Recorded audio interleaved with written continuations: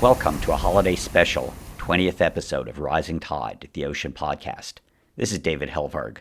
My co-host Vicky is off socially distancing underwater for her birthday.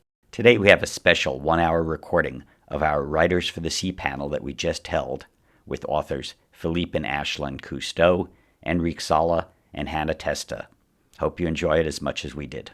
Writers for the Sea started 5 years ago with about 30 authors. We're now more than 90. We've got a good Facebook page with about 1,000 interested folk.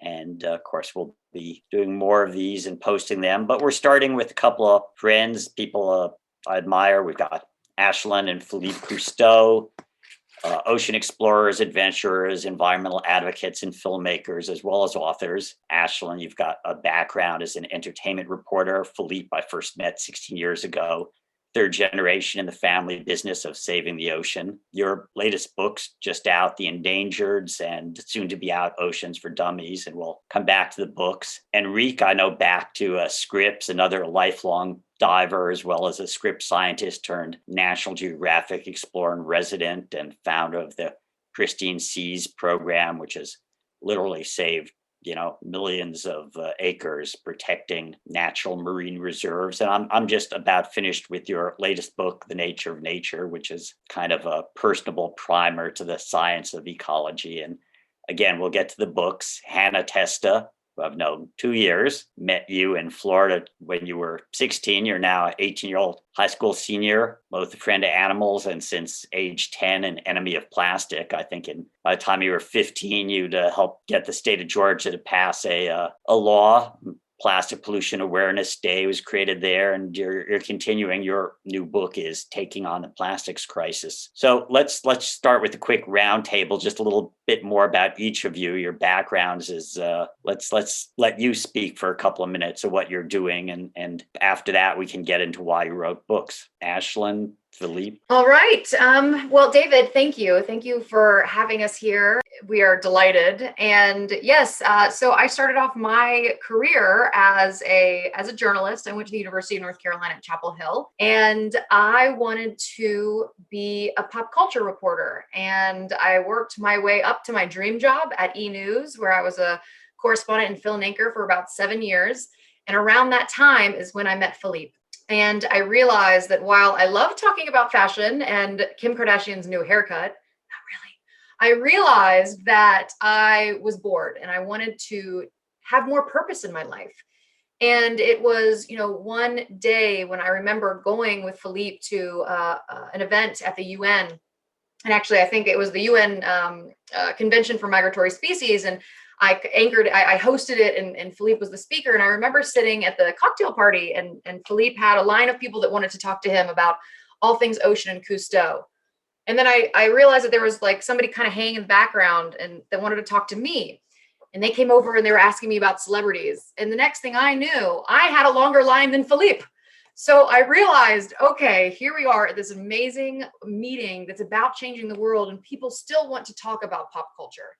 And I came away from that trip thinking, okay, how can we use what I learned in pop culture and media and television and documentaries, films, books, and relate that to conservation, saving the world, and more importantly, saving the ocean.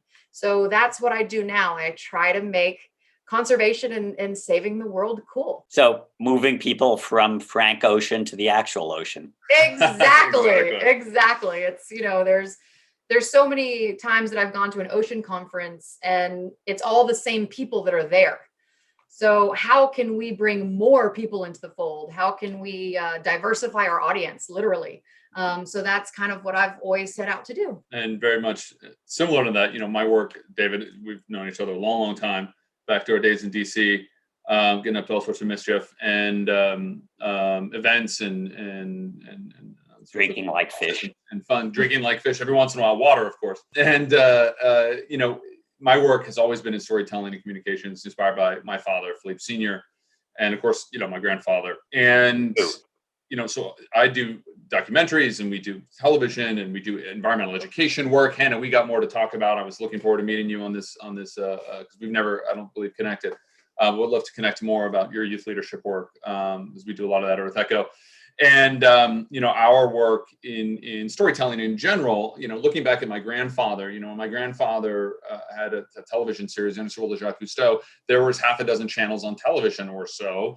And if you had a program on Sunday night on ABC, that's it. You had a pretty solid audience. Your audience came to you. In 2020.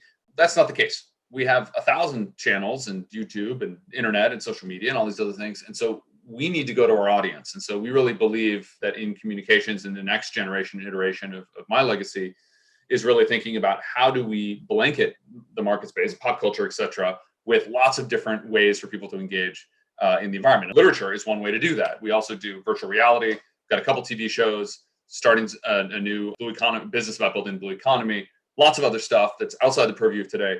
But I'm excited to get into the various different books because it's a very specific strategy that looks at different stratas of age levels, how we target them, how we provide resources, tools, and things around the ocean to on-ramp people, at Hannah's age and younger, when you started out and younger, because we really believe that that's how we build the foundation of social and cultural support in society for conservation for the ocean, so that we can then have the economic and political change that we really need. Great. And Hannah, how'd you get going? So I am currently 18. I started around the age of 10, and I first started with endangered animal species as an animal activist. And through that, I was learning a little bit about plastic pollution because of its impact on marine species. And then I watched a documentary called Plastic Paradise by Angela Sun, still one of my favorites. And that's what really opened my eyes to the issue of plastic pollution. And it was about 7 years ago. Plastic pollution wasn't, such a mainstream topic. Not many people knew about it.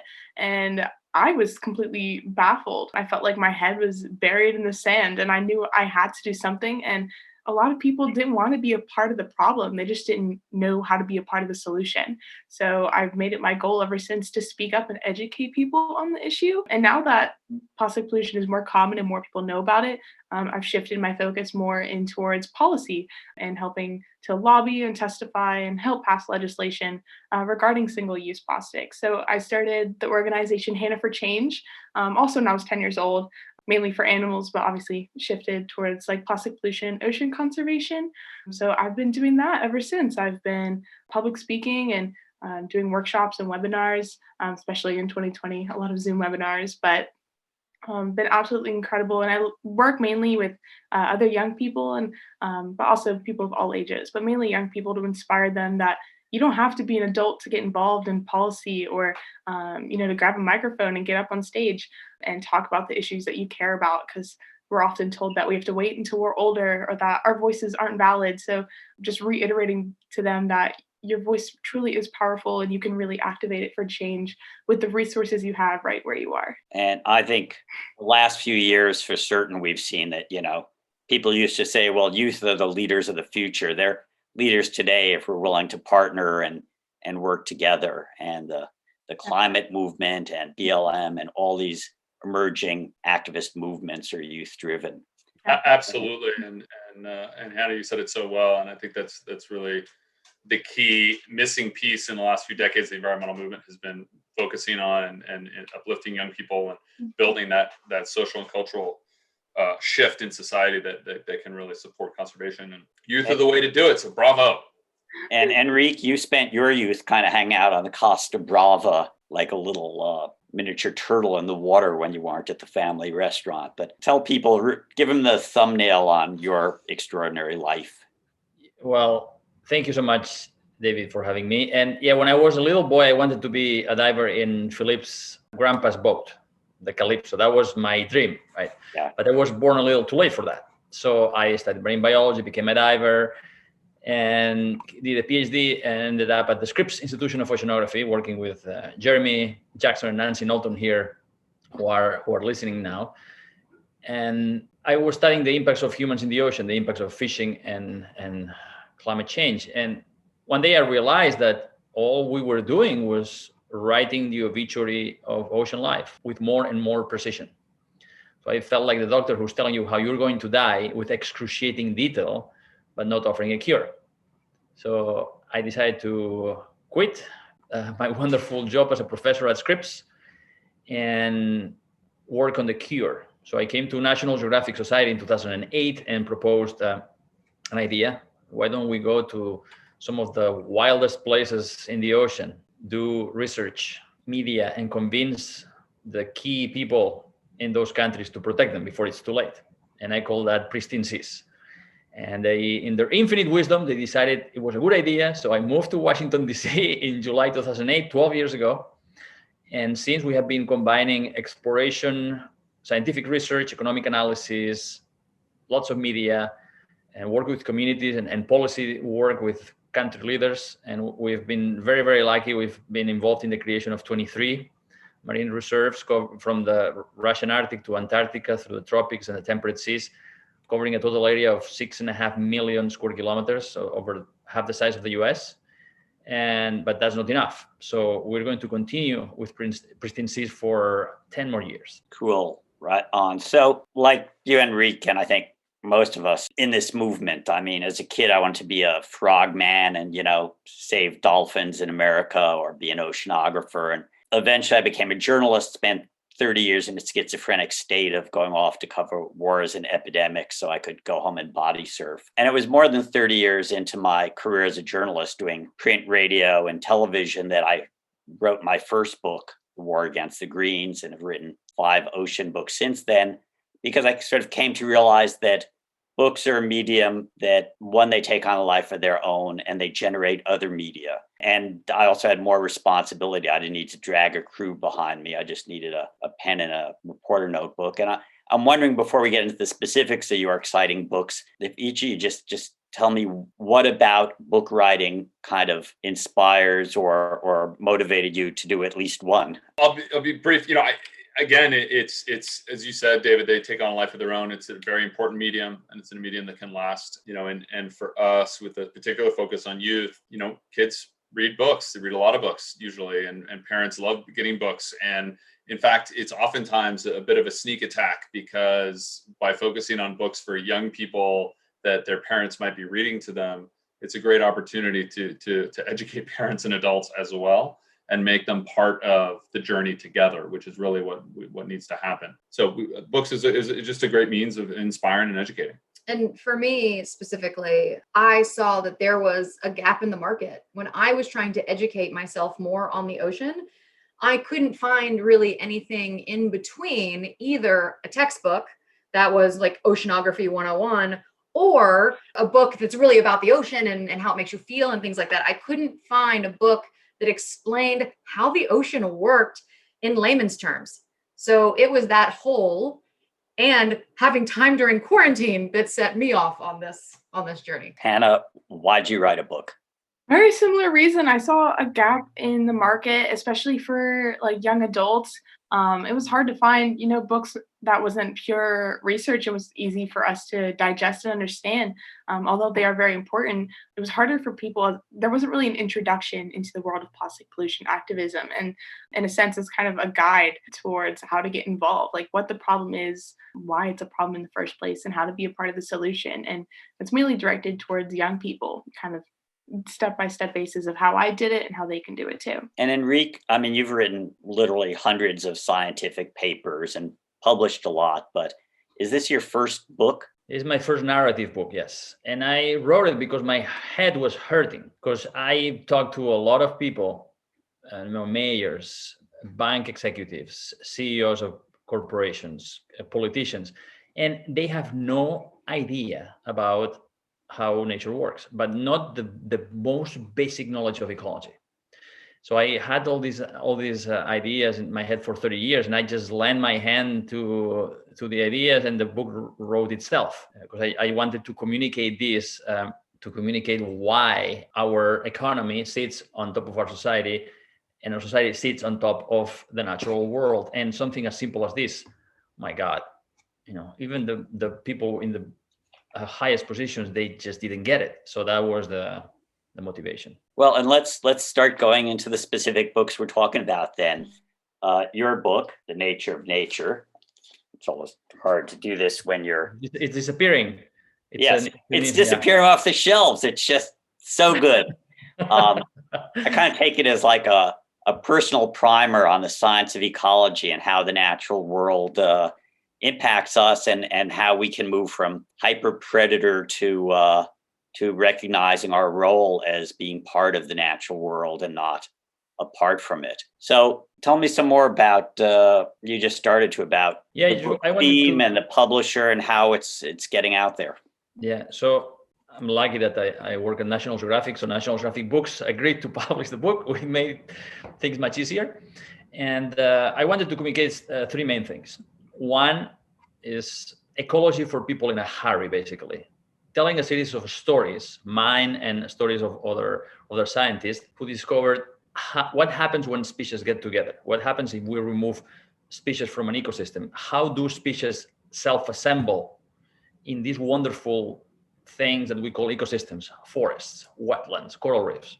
So once we understand the basics of how nature works, then why do we need nature?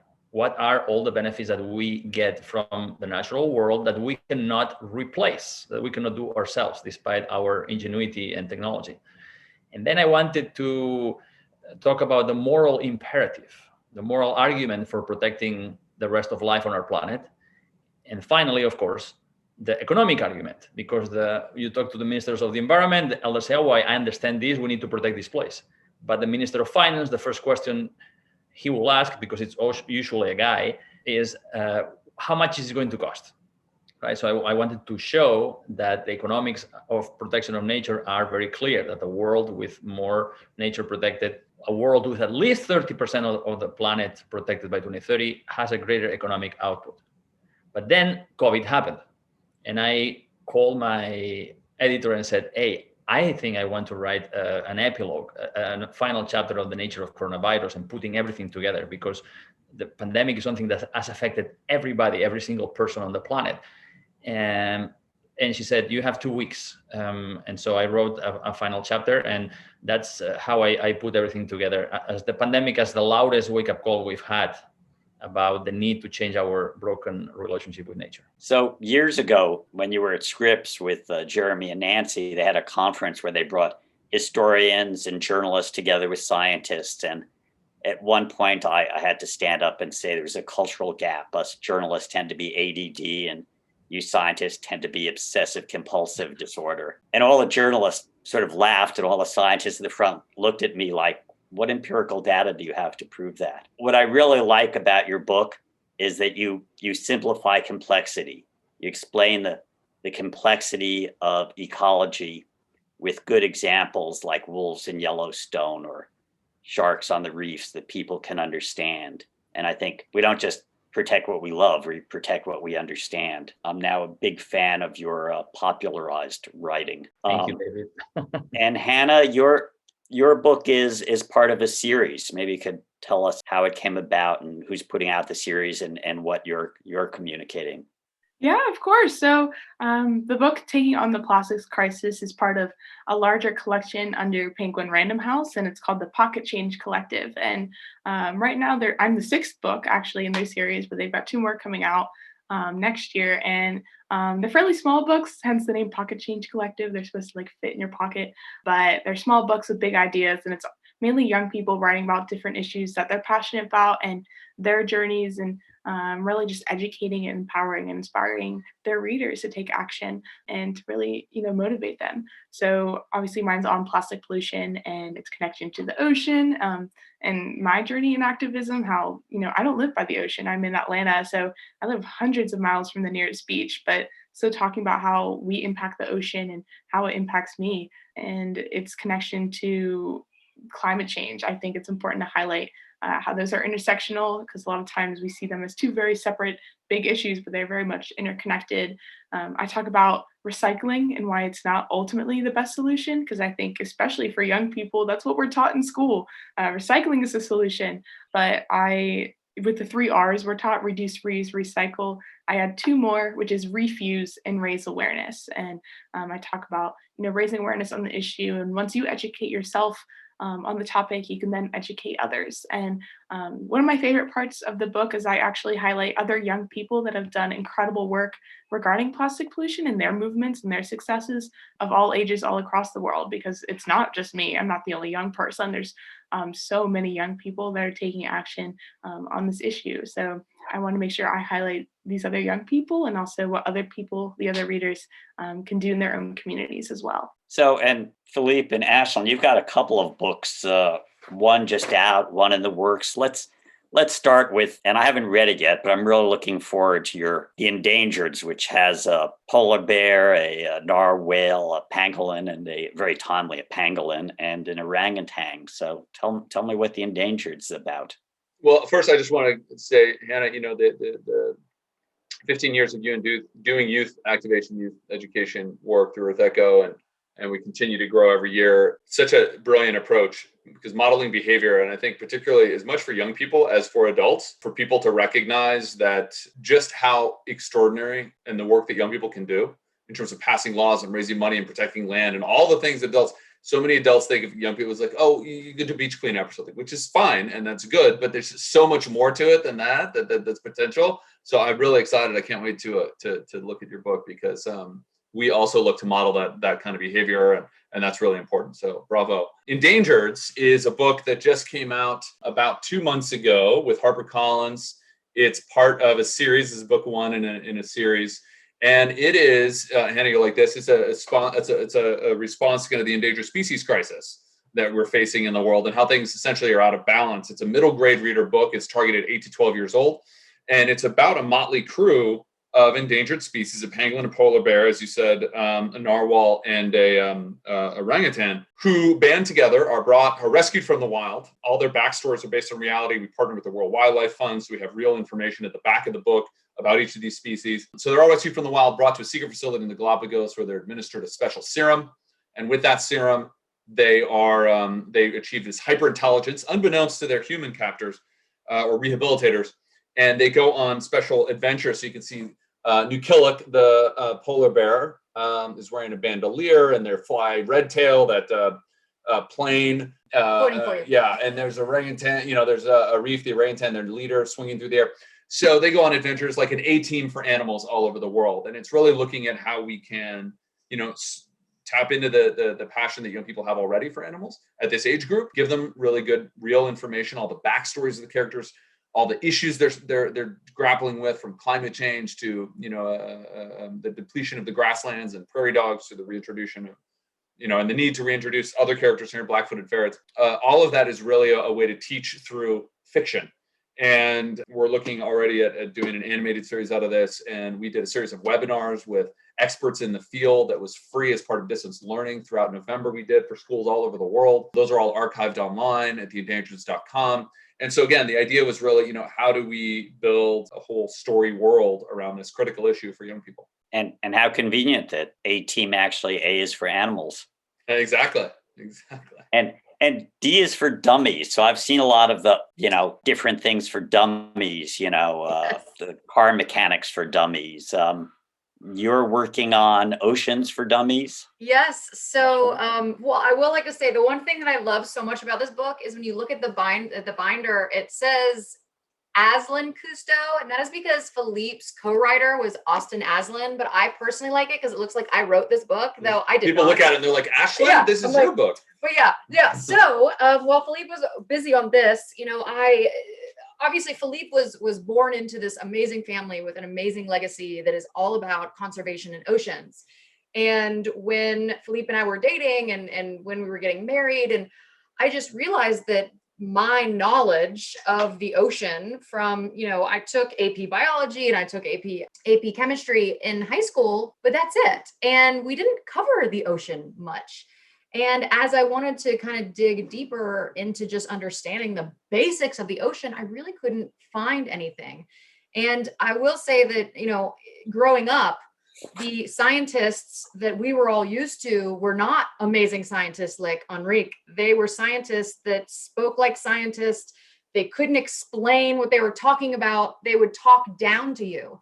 And that's why I'm so excited about Enric's book, because that's what we need. We need people from the science community that are extremely intelligent, that are good communicators. And I do think that this new breed of scientists that are coming out are realizing the importance of communication. So when Wiley had approached me. Wiley Publishing is the publishing company of the Dummies series. For Dummies. They had approached and they were like, hey, would you want to write book for dummies? And I was like, well, on what? They were like, well, on anything you want. I was like, okay. And I was looking at their massive library. I mean, literally, I think they have like wood whittling for dummies. So but as I was researching that, I realized they didn't have anything on the ocean. Which honestly, I don't think will surprise anybody on this call, on this in the Zoom, because like oceans, they always are get the back always seat. getting like left out of the conversation. So think that like a book series that literally has a book about everything except the ocean. Yeah. So I realized that maybe this could be that stepping stone for people. This could be okay, I like to go fishing on the weekends, and I want to learn more about fish populations. Cool. Wow, my house got hit by a hurricane. Why did that happen? So it's literally in 450 pages, it explains the ocean. Now it just touches on little aspects of everything, really, how tides work, how waves work, how do tsunamis form. But that's what you say? That's exciting. Yeah, like I just wanted to learn, how did people get it? What is ocean acidification in like a page as opposed to like a chapter? Yeah. How does climate and weather work? How does the ocean influence that? What are all the different groups and subgroups of animals within the ocean? Archaea and protists and bacteria, all the way up to reptiles, like in a chapter for each of them, as opposed to a whole book about each. So really look at what's the history. Which was really hard to do, by the way. Yeah, the ocean is very big. Yeah. It was very hard to get it small. And written in a fun way, which is your gift of like being now in the ocean for 7 years in this whole world, now really for a decade, but still being like not deep into it. You brought that wonderful like accessibility to the writing and made it really easy. It's something you can just pick up and be like, oh, okay, I didn't know how this works. Now I do. And it's thorough. It's everything from governance of the ocean. I wrote that chapter, all about law of the sea and all of those things, to, what the ocean does economically, what the ocean, what we do to the ocean, what the options for restoring the ocean are. The state of the ocean, how we can improve it. Exploration, everything. I mean, it's really extraordinary. We're excited about it. But I do want to say my favorite thing. So we're actually, the book comes out in February. So we're actually, our final review is due this week. So as you all know, we're like, But one of the funniest things, when I finally said that I was writing this book on social media, I got a private message from someone that worked at NOAA, and I will keep their name secret, because they just wrote and said, as a government employee that works at NOAA and is a proud ocean lover, I'm so excited you're writing this. And I really hope that your first copy will go to the head of NOAA, Neil Jacobs, because he needs to know more about how the ocean works. And I thought, that's perfect. Yeah, that's the goal. So it's an everyday book for everybody about the ocean. We've had some bad history on ocean governance, but part of that, I mean, a lot of that is greed and corruption, but a lot of that is a lack of knowledge on, there are 8 billion of our species on the planet, and we're almost all on the 29% that's terrestrial. On any given day, there are fewer than 50 million people out on the ocean, in the navies and the fishing fleets and commercial shipping and sea gypsies. Our actual connections with the ocean, although we live on its edge, are very rare and few. So what are you all hoping with these books? What is your reader takeaway? I mean, as I say, books take on a life of their own. And once it's out there, it's like a child, your child's out in the wild and takes its own direction. But what are you hoping that your writers are going to take away from this? Let's circle back, Enric, Hannah, Cousteau's. Well, what the pandemic has shown us very clearly, which is that we are all connected, not just to each other, human beings, but with the 9 million species of plants and animals, and probably 1 trillion different types of microbes. And that you tamper with nature in one part of the planet, and the consequences are global. And we cannot treat nature, as you said very well, David. We are not apart from nature. We are a part of nature. So understanding that we are not only part of it, but that our very survival depends on the work of other species, and that we cannot replace this, that will prompt us to take care of our life support system. So as a reader who's almost through your book, Enric, I had one question, which was, you talk about, the roles that all the different species play, including, keystone species and foundational.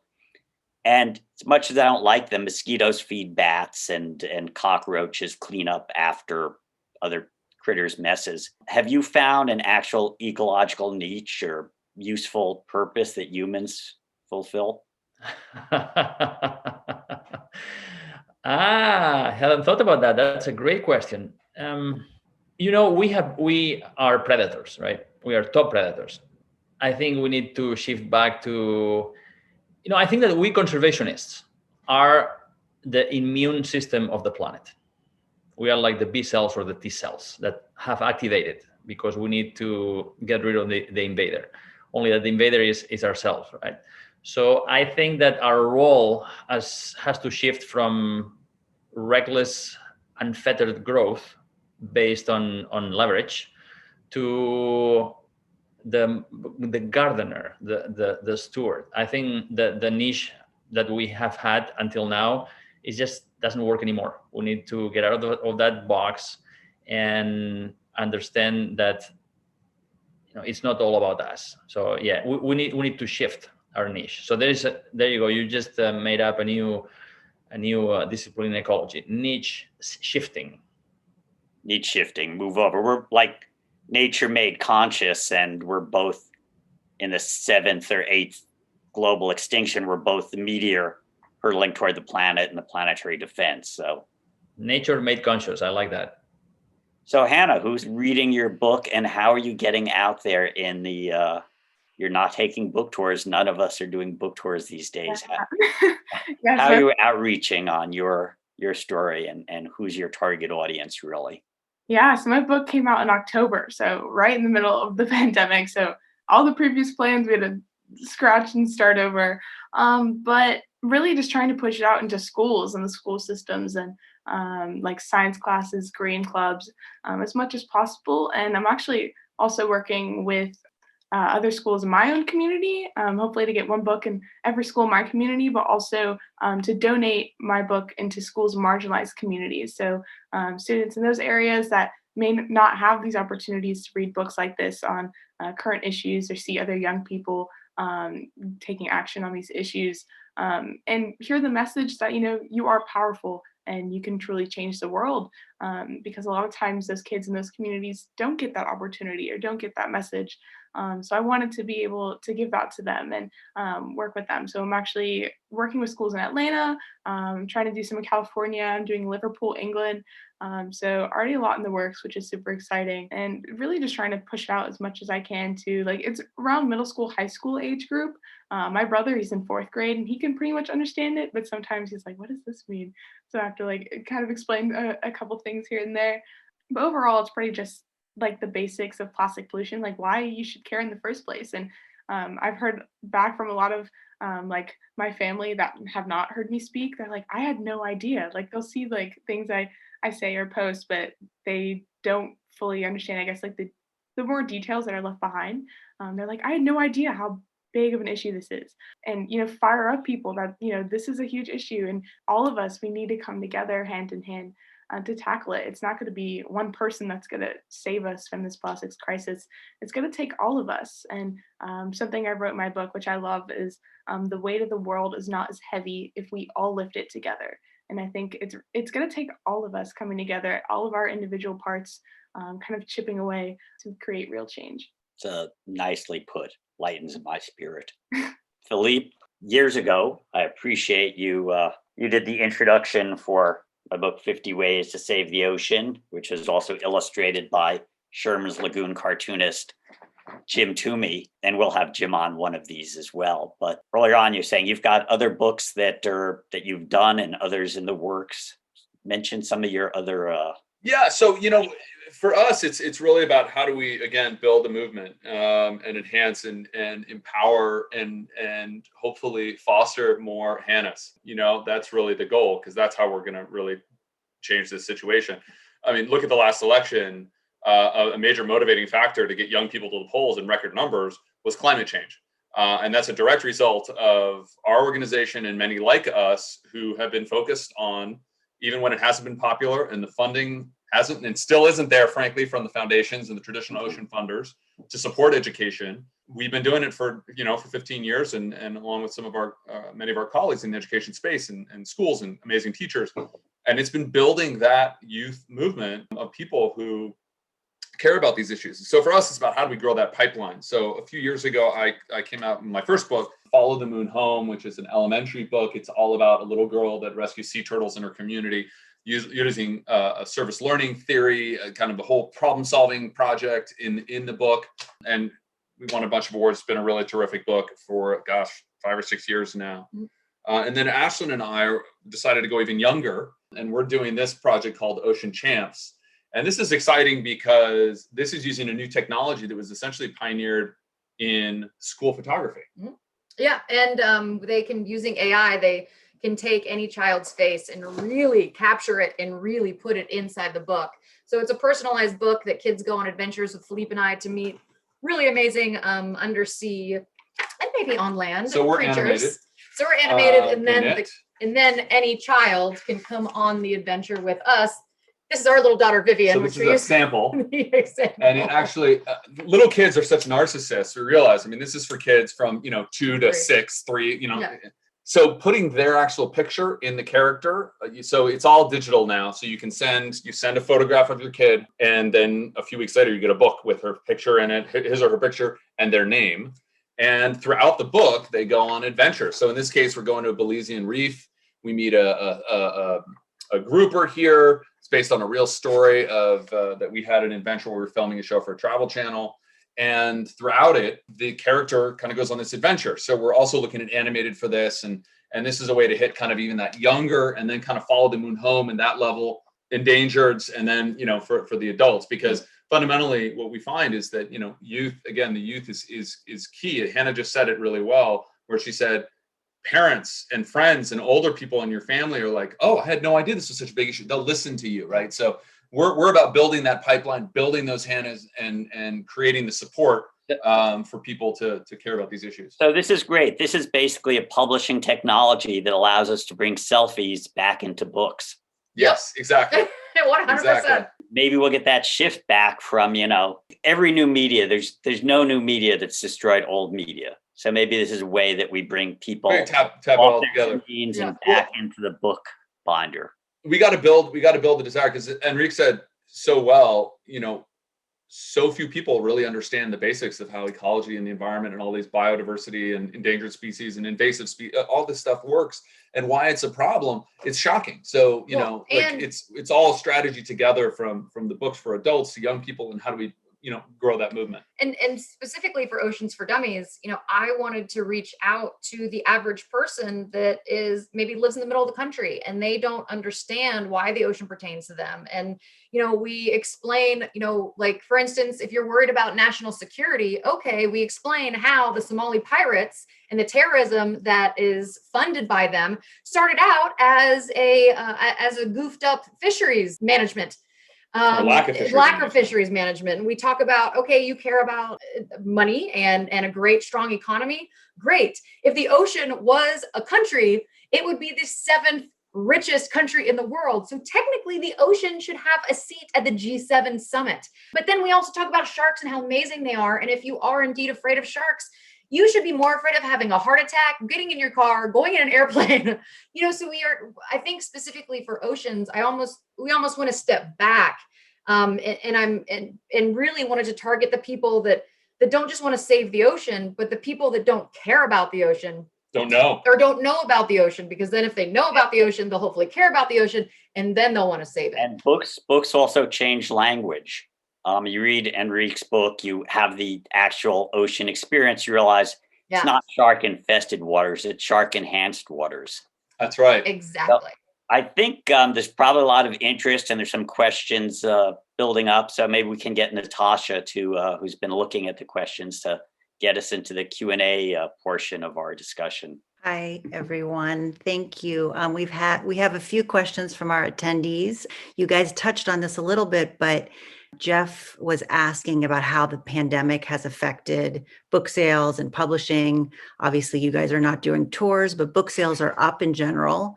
Would any of you like to talk about the impact the pandemic has had on the process of publishing books and getting them out there? I'll just say from our perspective, it's actually made it easier to write because we've been able to do it. And the timeline on delivering a Dummies book is like very fast. I mean, Ashlan wrote most of this book and she wrote it in for 3 months, 450 pages in like 3 months. It was extraordinary. So they like drive you really hard.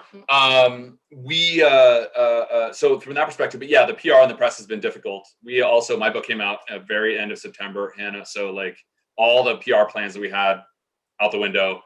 So that's been, I think, difficult to, kind of promote it the way you'd like to. But certainly, yeah, book sales are up in general. That's a good thing. And in terms of either online or in person, masked and socially distanced, order these books. Order all our ocean books from independent bookstores. They're the rock bottom of community-based literacy. Hey, Jeff, buddy, how are you? I'm glad to know you're here. For me, it's been great. By the way, congratulations on your book deal. Jeff Burnside, who asked the question. Yes.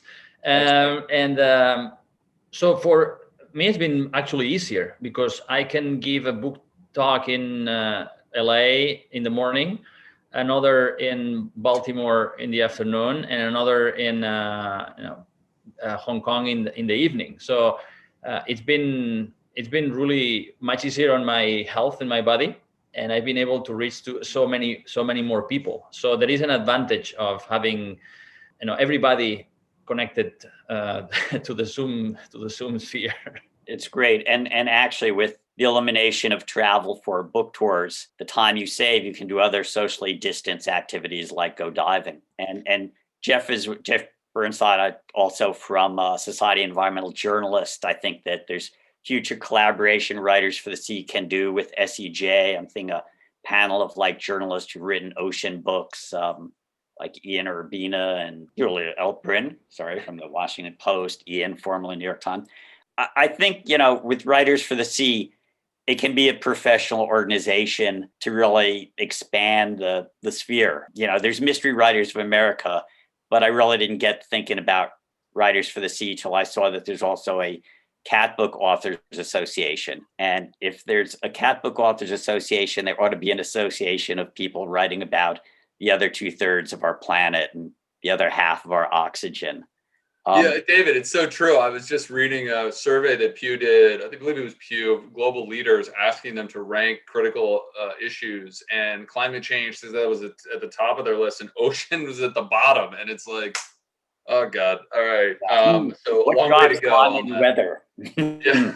Yeah, exactly. But if they read Oceans for Dummies, they'll understand the difference between climate and weather, and why climate change is actually an ocean problem.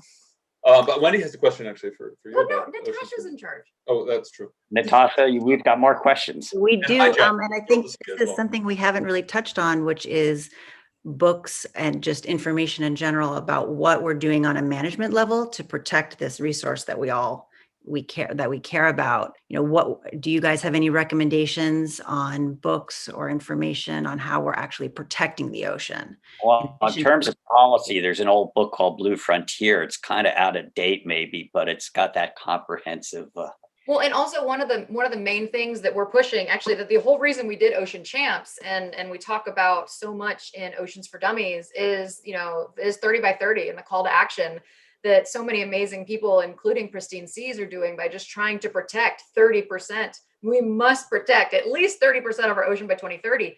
And we talk about why that's important, and we break it down, and we just want to get more people to get excited and get behind that movement. That not for nothing, it's really nice to see so many NGOs get behind a movement, because they usually have their own. Everybody has their own, but so many people have signed on to this, and so many people were fighting for the 3 MPAs down in Antarctica. And sadly, it didn't come up during CAMLAR, but we are faithful that it is going to soon happen. And if this indeed does happen, it'll be the largest act of protection of our ocean in the history of humanity.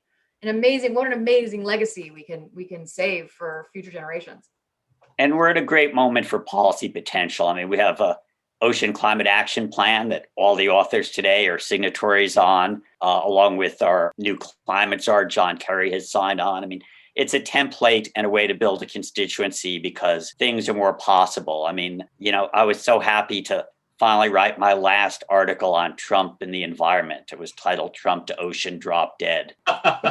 Tomorrow I have a piece in The Hill on the ocean and the Biden-Harris administration. There's huge potential for change, and a lot of that is education. A lot of that is getting people to read these books, to get the engagement so they can become informed and active citizens. We certainly have, the people listening today are kind of preaching to the choir, which is good. Agitprop is good, but we got to take it to the next step. There are other questions? We had one question about whether Ocean for Dummies would be translated into other languages. Yes. So as far as I have heard, it's coming out in English and also Spanish, French, and Japanese as of now. That's what we've been told. So we're excited about that. Yeah. But hopefully more. I think those are the 4 they're going to start with. Great. The other, we had another question here, and also just a comment that we've got some small local bookstores that are happy to promote some of these books. So we'll make sure that all of our books are from Sausalito Books by the Bay was one in particular. Books by the Bay. Let's make sure we get in touch with them. We also, one of our attendees asked maybe Hannah or Enric can talk about what your daily writing routine is. How does it work? What is your process as a writer? Very interesting question. Mine's probably gonna be different for most people because I am in school still. I'm a high school student, but I did write a lot of it during the pandemic. But also before the pandemic, I was taking time, like in between flights, like I would write out like chapters or re-edit things whenever I could have the chance, because when I was still in school and doing stuff, it was hard to find the time. And they do have some strict deadlines sometimes of when they get certain amount of pages or words done by. But I'd say like for my daily routine, it was usually I'd crank out.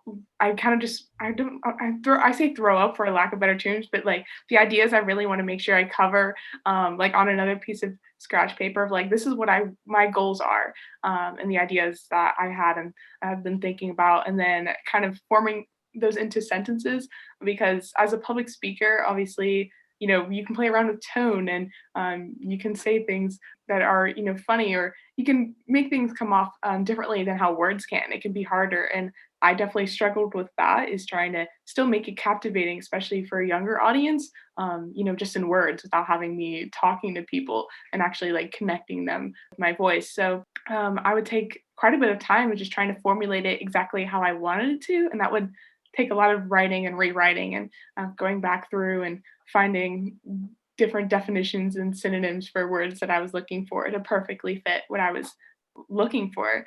But I do that for a while. Honestly, I'd try and figure out, how do I want to portray this and make it something that I am truly proud of. But obviously that took a long time. That was not all in a day's work. So I would usually just, jot out my ideas and kind of formulate those into sentences that I liked.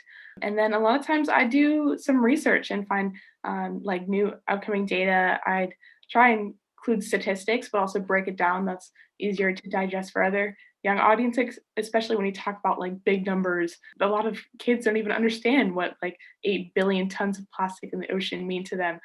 So breaking it down to the digestible information for them too, because things that I can understand, because I've been doing this for 8 years, is not what other people that are just starting out are going to understand. I had a simple routine. I woke up 2 hours before my wife, so I had 2 hours of quiet in the morning. I went to the kitchen. I grabbed my 2 copies of Julia Child's The French of Art Cooking, put it on the countertop, put my laptop on top of it, and I stood.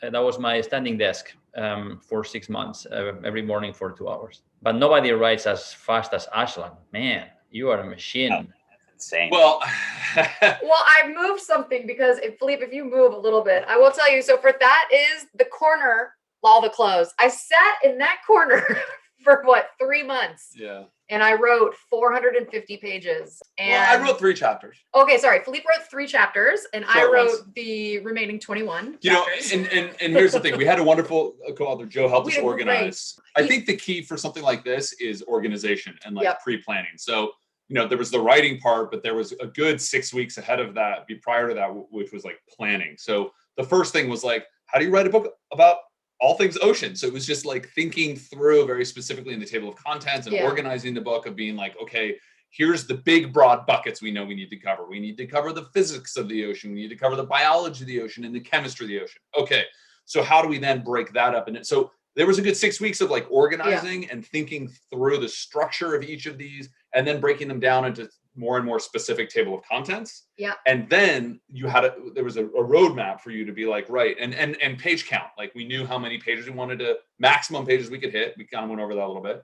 And so we then broke that into what we'd estimate per chapter. I mean, it was a lot of organization that went into this to allow them to hit the ground like, and just start cranking out these chapters. And we had wonderful research and wonderful support from folks we know from Woods Hole and Scripps and NOAA and, research, and scientists we know all over the world. They were helping us, Cousteau in Saudi Arabia, etc. So we had a lot of people giving us great information and willing to help support us. University of North Carolina, we had, our technical reviewers are from my alma mater, which I'm very thankful for, because the worst thing I could do would be to write something incorrect as a Cousteau about the ocean. Yeah, that would be so bad. I would make sure our technical editors went through it with a fine tooth comb. But well, you sound surprisingly collaborative, which is of course another difficulty in writing to write. It was, we divided up, and then Ashlan would send me a chapter she wrote, I'd send her one I wrote, and we worked so well together anyway. And 3 weeks on a minor little shrimp boat in the Marshall Islands filming in radioactive islands for a show Discovery showed us we worked together well. And then for the Endangereds, and he left me alone in my little dark corner.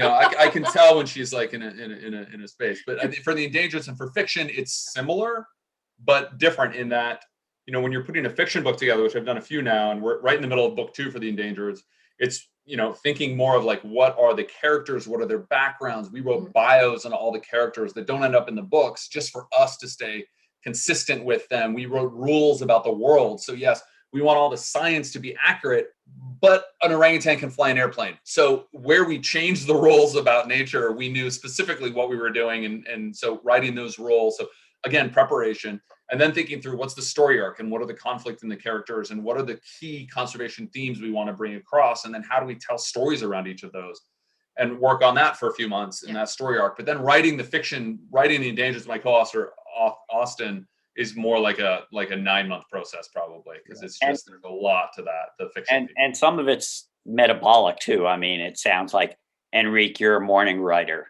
I mean, when I've been doing my books, you go out in the field, you transcribe, you get your notes, but when I'm ready to actually write what I consider final copy, it almost always works best between like 8 p.m. and 2 a.m. You got to be like the quiet time. I guess your quiet time is coffee in the kitchen in the morning. I think this has all been tremendous. It's a great launch for what I hope will be a number of Writers for the Seas activities online, and hopefully someday soon off as well. So thank you all. I mean, Ashlan, Philippe, Hannah, Enric. Thank you all. Yeah, thank you so much. To be here. Indeed. Enric, always a pleasure to see you. Hey, good to see you guys. Love you. Give a kiss to your lovely bride for us. Thanks, everybody. Care. Thank you all. Thank Happy you, holidays. guys. Rising Tide is a production of Blue Frontier with host David Helberg and support from Natasha Benjamin, Ellie Curlow, and myself, Vicki Nichols-Goldstein. Rising Tide's editing services and additional technical support are provided by Studio Kate May of San Diego, California. The theme song is written and performed by Ethan Kenbarg. You can find Rising Tide, the Ocean Podcast, at www.bluefront.org or download it anytime from Apple, Google, or Spotify. Off in the salty ocean, off where the waves roll free, the sparkling water rises, then crashes to the sea. Out amongst the breakers, you'll have no need to fear. It's true, it's the blue frontier.